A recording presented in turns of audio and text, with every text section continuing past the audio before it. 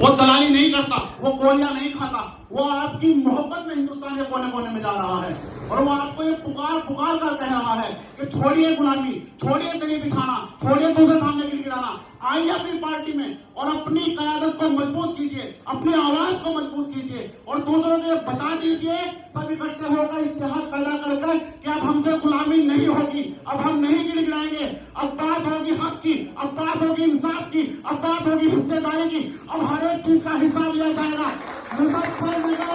मुजफ्फरनगर दंगे में जो हमारी आंखों के सामने हमारी बच्चों की इज्जतों को लूटा गया, समाजवादी पार्टी से उसका भी हिसाब लिया जाएगा। जो हमारी आंखों के सामने हमारे घरों को उजाड़ा गया, उसका भी हिसाब लिया जाएगा। और आपसे मेरी गुजारिश है, अगर आप पर ईमान बाकी है, अगर आपकी गैरत बाकी है, अगर आपका ज़मीर जिंदा है, तो उस पार्टी को ठोकर मारिए जिसके रहते हुए मेरी बेटियों की इज्जत को लूटा गया। उस पार्टी को ठोकर मारिए जिसके रहते हुए मेरे घरों को उजाड़ा गया। उस पार्टी को ठोकर मारिए जिसके रहते हुए मेरी माँ और बहनों के सामने उनके 25 सकते रहे, आवाज देते रहे, कोई सुनने वाला नहीं था। आप अगर ईमान बाकी है मेरे भाई, ये समझिए कि कौन है जो आपको पुकार कर कह रहा है मैं आपका हूँ। एक वो ओवैसी है जो आपके गम को अपना गम समझता है, एक वो ओवैसी है जो आपके दर्द को अपना दर्द समझता है, एक वो ओवैसी है कि अगर तकलीफ आपको होती है तो उसकी आंखों में आंसू आते हैं, एक वो ओवैसी है जो आपके दर्द को इतना महसूस करता है कि अपना ऐसो रात छोड़ करके, चाहे वो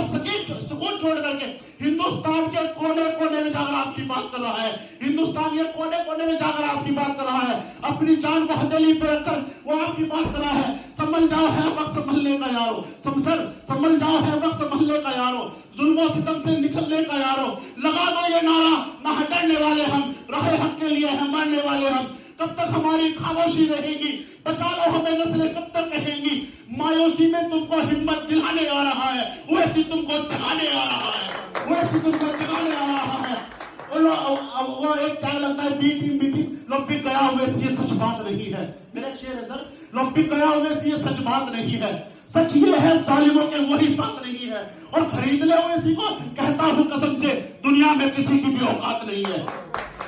दुनिया में किसी की भी औकात। आपको समझना पड़ेगा। यहाँ पर काफी लोग ऐसे बैठे होंगे जो समाजवादी ताल्लुक रखते हैं। मेरे भाई कोई किसी का नहीं होता, आप ईमान वाले लोग हैं। मैं पहले हिंदू मुस्लिम की बात नहीं करता, लेकिन जब यहाँ पर सारे ही मुस्लिम बैठे हैं तो मुझे कहना पड़ेगा, आप मुसलमान हैं, ईमान वाले हैं, अपने दिल पर हाथ रखिए और ये सोचिए, ये मोहब्बत छोड़ दिए कि समाजवादी से मोहब्बत, बस ये सोचिए कि वो कौन है जो पार्लियामेंट में